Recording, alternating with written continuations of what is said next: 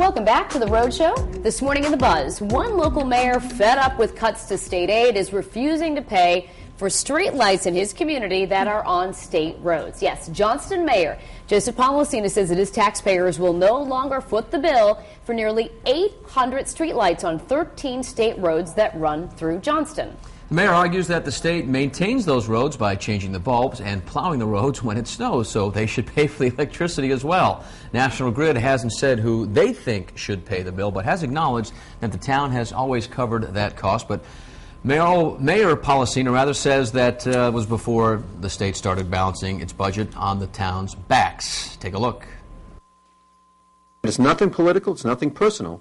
It's just I am here to obviously say that the residents of Johnston will no longer pay for the streetlights. We don't own them, we don't plow them, we don't pay for them. That's why people pay a 7% sales tax, they pay income tax, they pay a gas tax. That's where that money's supposed to go to maintain the roads. We're paying for the lights that are on the town roads, okay, so they have no argument there.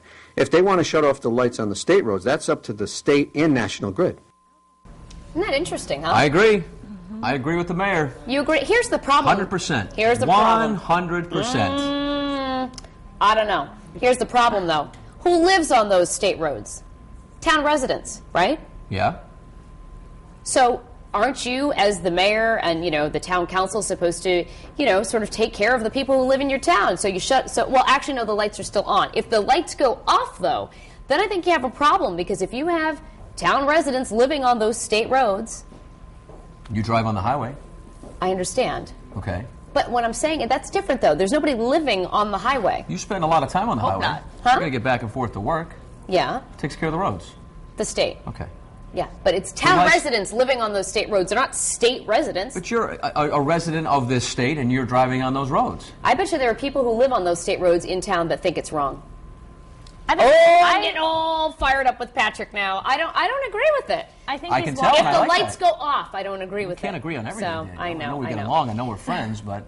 who's going to handle the problem, though? Who is going to settle the dispute right now? Because right now it seems like nobody knows who's going to settle it. I think he's walking a fine line because, like they said, the town has been paying for all along. Yeah, right? They've always been paying, and I realize that the state is maintaining it as well, but that's, I think, the trade-off that they have is that, hey, we'll pay for them, but you guys take care of them. And now for him to all of a sudden switch and ask the state to be paying for them, I just think that that's going to cause a bit of a problem. Sorry, Nope, go ahead. Yeah, you take it away, Patrick. Go for it. What I feel bad for, I guess if that's the right term, is local towns getting stepped on by Big Brother. And just because the state's all messed up with its finances, and there's reasons why, and we can go into that, that's a whole other buzz topic for another day. You go into pensions and on it goes. Just because the state's screwed up, why do you got to take it out on, like I have little kids, like if I'm hungry, I'm not going to rip food out of their mouth so I can eat it. And right. But this is the way I look at it, that the towns, they've relied on state aid forever, and just because the state's a mess, does that mean the towns have to take the brunt of it?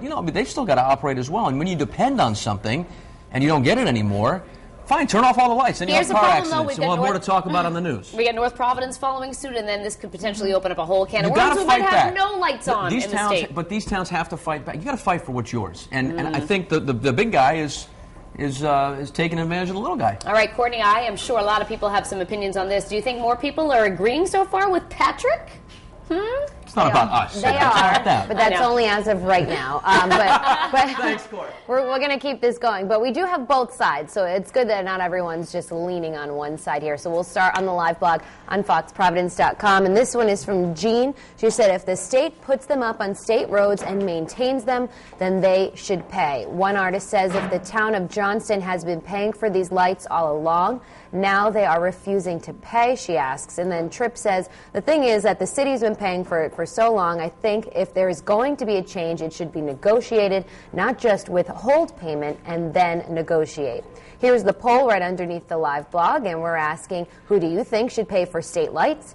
A, the state, they take care of maintenance, or B, the town, they've always covered the cost. And we have a lot of comments so far on our Facebook page. Al Costa Jr. says state should pay if it's a state road. Robin Peck says if the state is responsible for the plowing and maintenance of the state roads, why not the lighting of them? And then Sandra Alfaro disagrees. She says every town pays for their own things to better their community. This is no different. So you can weigh in now on the poll, or of course chat with us on the live blog. We'll be on that till about 9 o'clock, and we'll have your web poll results at about that time as well.